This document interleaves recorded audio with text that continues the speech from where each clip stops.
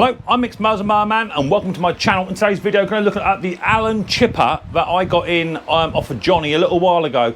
The machine's all up and running, but it did have one or two faults on it, and one of the main faults was the fuel tank was split. And I was very, very lucky, and I'm blessed to have a friend in America, a very good friend of mine called Hank. He runs a channel called Big Dog Engine Repair.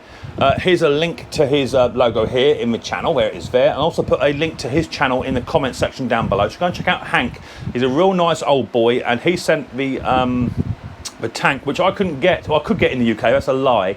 I could get it, but it was over £100 for the tank in the UK, and he sent a second-hand tank to me in fantastic condition for free of charge. So I'm going to send him a little gift as well. So if you go over to Hank's channel, in a week or two, you should see a present going over to Hank, and he'll probably give me a little shout out because I've got a little gift going his way to say thank you very much for sending me the tank, because without the tank I couldn't sell this machine. But it is one other issue with this machine, and that is the guard on the side on the chute. It doesn't have one. It didn't have one, and I can't really sell it without some kind of protection chute on the side, which doesn't stop you putting your hands in there, obviously, because anyone can put their hands in anywhere. But it won't dispense the shreddings, the chippings as it should do. So that's what I'm doing today. So that'd be cool. Don't forget to check out the Micks Mowers and Mower Man merchandise centre for all your Micks Mowers and Mower Man merchandise, from cups, mugs, hoodies, pin badges, stickers and teddy bears. It's all in the Micks Mowers shop. You'll also find the link for that down below and in my about section too. So that'd be cool. So without further ado, let's get down and dirty and let's check out this this Allen chipper that I need to just finish it off so I can sell it on and hopefully make a few quid on this, because this was sold to me as a going concern, spares or repair.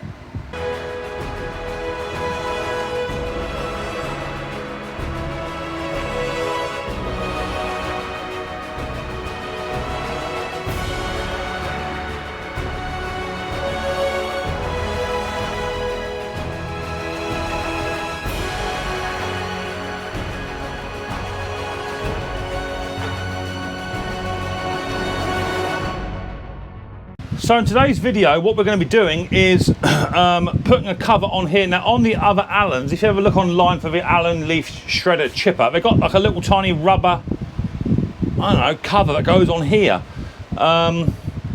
This did have one, but the rubber cover was all split and no good for nothing. So, hello Riley boy. Yeah, so that's no good. So what I've done, I went onto Amazon and picked up some rubber matting. This was quite cheap. We got like 2 meters of it for, I don't know, about how much was it? I think it was about 16 quid. It's quite heavy matting. Now initially I just cut it into like a half circle, thinking that'd be alright. Just put it on there, but as you can see, it's way too big. But that's roughly what I'm looking to do. Just put a chute on there, just so it sort of helps dispense the stuff out rather than it just shooting absolutely everywhere. It wants a bit of action, a bit of direction on it. So what I'm going to tend to do is get my Stanley knife and then just cut a very, very slight horseshoe out of this, just big enough for me to put onto here, so it just finishes the chipper off. The other one, the MTD one I had a metal chute, and I looked at that and that won't fit on here. So all I intend to do is just literally just going to bolt this to that, like so. I've got the bolts for it, and then I can distinguish how much of a chute I want, you see. So let me just find the bolts. Now the reason I haven't actually done a video on this yet is because in my shed of many things, I actually lost my big magnet tray. Now you may ask the question, how did you lose your big magnet tray, Mick? That's a big boy. Well, I did. I actually lost it in my filing cabinet of many things. It was in there. So I found it, I come across it just yesterday. So these are the bolts I believe for it, if I got it right. Yeah, these are the bolts. Yeah, lovely. So all I'm going to do, they come with the washers as well.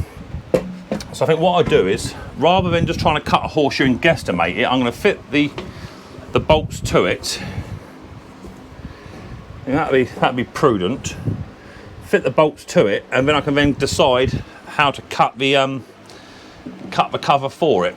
But that's all it had on there. But it just, without it, it just doesn't look anywhere near as good as what it perhaps should do. That's my feeling. So for 16 quid, I perhaps went it was a bit over top and cut it before I needed it to. But I'm going to just go ahead and just going to drill that now. Drill some markings in it, cut the rubber, bolt it all together, and then I can then cut the matting to suit what I want. And then hopefully it'll look a bit spondooly. So all it wants is a little horseshoe shape. That's all it needs, just so it just sort of covers it up. Now I could come over a bit more so it actually shoots down. That might look a bit better. So I might try that. So first thing to do is just to mark the holes that correspond. Mark those and then loosely fit these with the washers behind it, and then I can then cut it to suit afterwards. So let me get that done and I'll bring it back when I'm halfway through. Right, so that's the first 2 bolts now installed, and I have tilted it down so you've got like a downward action, otherwise it's just going to shoot straight out, and that's not what we're after. So now what I want to do is just literally, that's the line, that's going to be the second bolt there. So all I want to do, I want to cut straight down, as straight as I can get it. It's all done by hand, of course. Cut that line, minding your fingers.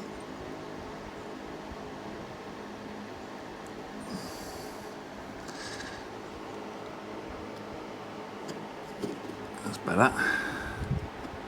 So cut all the way down and all the way up. Not the easiest thing to do. There you go. And then I can sort of just get the other bolt hole in place, and that gives us that nice downward stroke. Now what I think I'll do, I might just bring that round to about here. So I should start to cut at the top end. Once I fit these last 2 bolts in, it's going to be about there.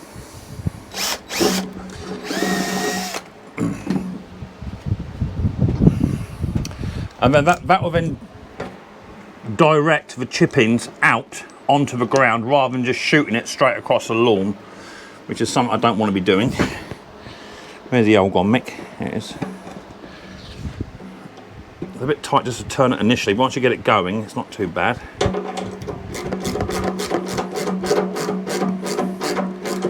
Now I have actually got also some stickers I can put on here which say danger blades and what have you, so it may be prudent just to put one of them on.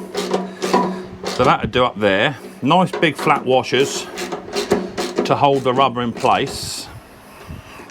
So let me get the other side fitted, exactly the same as that, and then we can then bring this line round and try and cut it so it looks as it should do. So let me get that one done. I'll be back to you in 2 ticks.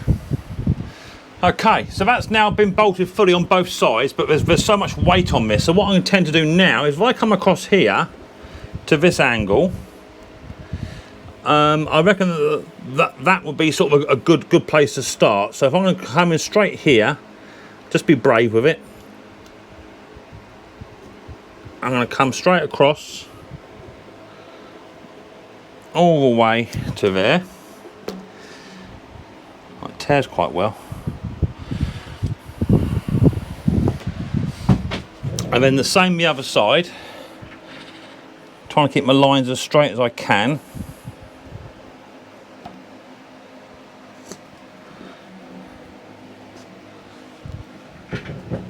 To there. That ain't bad. Now what I think I might do, yeah, that isn't too bad. I want to try and keep that point as best I can, so I'm going to come off of there, straight across to there, straight across to there. I'm going to tidy that up, but that don't look too shabby, does it? You know, that looks like, you know what I mean? It's got to direct the stuff down out the way.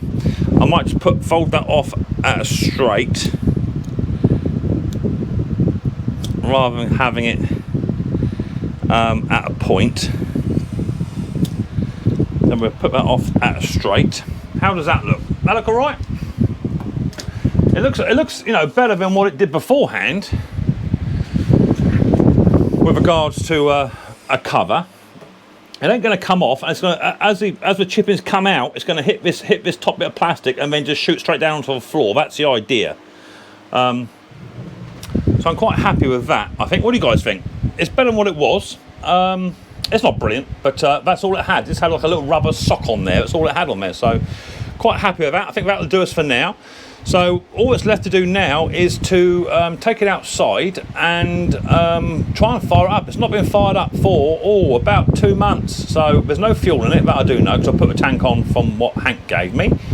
So let's get it off the old bench, and I'll give it a bit of a clean up first, and then we'll try and fire it up and put some chip-ins through it, see how it does. All the blades have been sharpened up, oil's been changed, spark plug's been done, new air filter, second-hand tank from Hank, new fuel tap, carburetor has been cleaned. It's all been done, so it should run. The tyres are still holding air from the very, very first time I did the video, 3 or 4 months ago, so they're all good.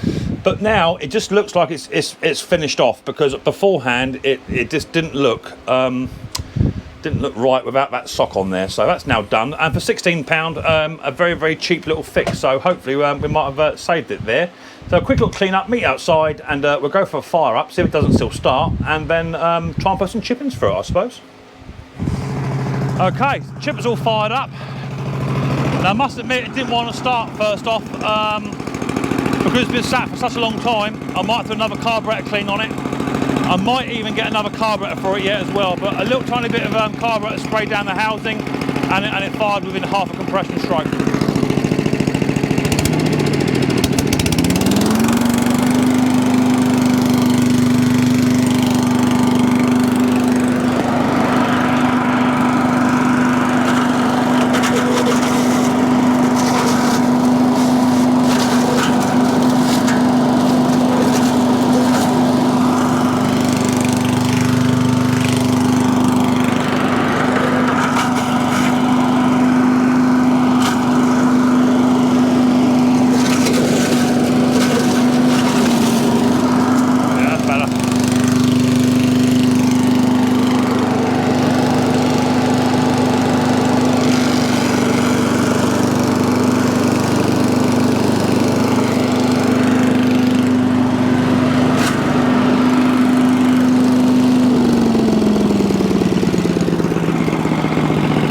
You can now see it actually chucks that material down and out the way, rather than it firing it straight out.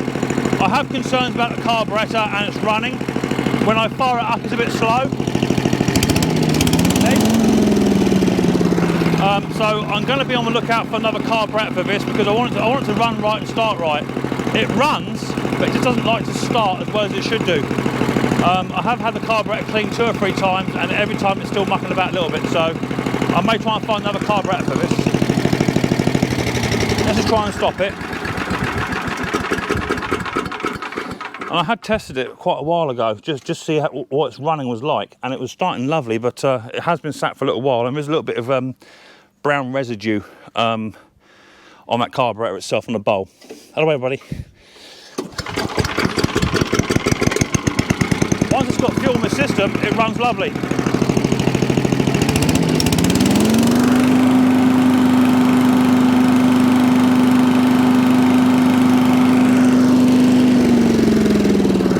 So there you go, one Allen chipper now all up and running. I will be testing it over the next couple of days just to make sure it is actually doing what it should do. If not, I'm going to have that carburetor back off and try and source another one. These are very similar to the snow thrower, snow blower carburetors on here. So if you know where I can get a carburetor for us, a manual choking one, put it in the comment section down below. Send me a link for the right one. Let me get you a quick little look at the carby. I dare say my mate Hank will be able to help me out. He's a man that knows. Now, from what I understand, it's got to have that little tiny, see that little tiny arrow on it? That's the one it's got to have. So there it is there. It's for an 8 horsepower flathead decumps. If you know where a carburetor is for a new carburetor would be good, even if it's a copper, I don't mind. So there you go, one Allen chipper now all up and running, although it does not like to start from cold. And all I've done, I took the air filter off camera, give it a little tiny squirt, just a puff of carburetor spray, and it fired not even for first compression. So it is a fuel delivery issue with that carburetor. and I have cleaned it 2 or 3 times now, and it's just not having it. So a new carburetor will be installed on that machine. Just got to locate one. So if you can help me out, I'm trying to find one. That'd be much appreciated. Leave it in the comment section down below. That'd be much appreciated. But apart from that, that little chipper's now had everything it should have. And remember, that chipper was on its way to a scrapyard to be scrapped out and squashed, and I picked it up for next to nothing. And it should sell for really good money, even though I've got to buy another carburetor for it. I should still make good money on that anyway. So I'm as happy as Larry. Don't forget to check out my merchandise store where you can get all your mugs, t-shirts, caps, hoodies, vests and pin badges and stickers. It's all on there. Check out my pin section down below. You'll find my merchandise store also on my about page and on my banner. If you want to go and wear yourself some Micks Mowers and Merman t-shirts and stuff, I'd much appreciate it. And don't forget to hit the old subscribe button and whack the old bell. That way you'll be told next time we upload another video. We look forward to this episode of Micks Mowers very, very soon. But until then, people, don't forget, much more importantly, take care easy. We want you